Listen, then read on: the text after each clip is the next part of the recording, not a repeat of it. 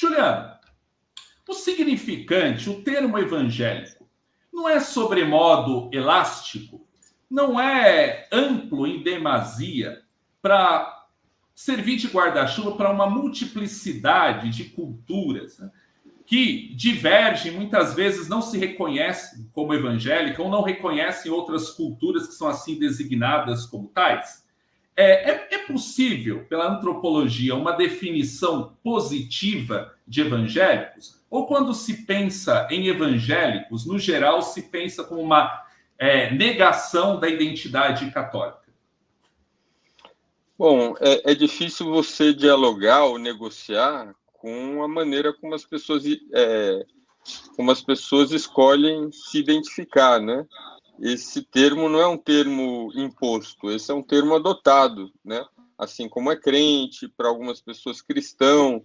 Então, não existe uma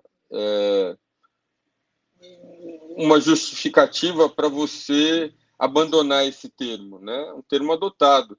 Agora, ele acaba, talvez por uma dificuldade que a gente ainda hoje tem para identificar, perceber, reconhecer essa imensa variedade que é a marca registrada do protestantismo, e usar termos que ajudem a especificar esse grupo, né? Então, no caso do Brasil, por exemplo, dizer que alguém é brasileiro serve quando você está no Japão, mas não serve quando você está no Brasil, né? Então, daí você precisa dizer, sei lá, essa pessoa é gaúcha, a pessoa é mineira, a pessoa é carioca. Daí, se você está no Rio de Janeiro, dizer que é carioca é muito genérico. Daí você vai especificando, até você falar do bairro, do seu contexto, né? É isso que, de certa forma, eu acho que... Eu estava conversando, inclusive, com uma colaboradora do Observatório, sobre a Manuela Lowenthal, sobre possibilidades para oferecer para a sociedade de classificações, né? Porque, por um lado, você tem essas grandes tradições, né? Principalmente entre pentecostal e histórico.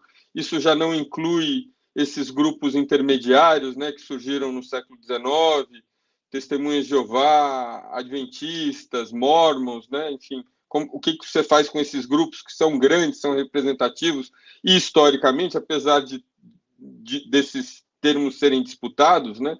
São grupos que brotam a partir da mesma matriz protestante. Então, do ponto de vista histórico, estão dentro da árvore do protestantismo. Independente, você pode dizer que seu pai não é seu pai, mas se ele for efetivamente seu pai, ele é, né? Por mais que você não queira ter o sobrenome, etc., né? Então, o nome hoje é generalizante e ele pede que a gente busque maneiras de diferenciar esses grupos. Eu sinto que o termo hoje, ele se fala evangélico, né? Mas geralmente você está falando especificamente sobre pentecostais, a imagem mental que as pessoas fazem, né? E pentecostais em relação à questão do conservadorismo de costumes, né? Essa é meio que a imagem mental. Hoje é usado com muita frequência o termo neopentecostal, usado de uma maneira vaga e imprecisa, inclusive. É um termo que não é nativo do mundo evangélico, ele é um termo acadêmico proposto por um sociólogo, professor Ricardo Mariano, aqui da USP. Então, está faltando, acho que, vocabulário para sofisticar um pouco essa descrição de quem é quem. Porque, no momento, eu tenho a impressão que evangélico quer dizer, em geral, uma pessoa pobre com valores conservadores que são contra a religião de matriz afro e que querem ganhar dinheiro. É meio que... E não é isso que é evangélico, né?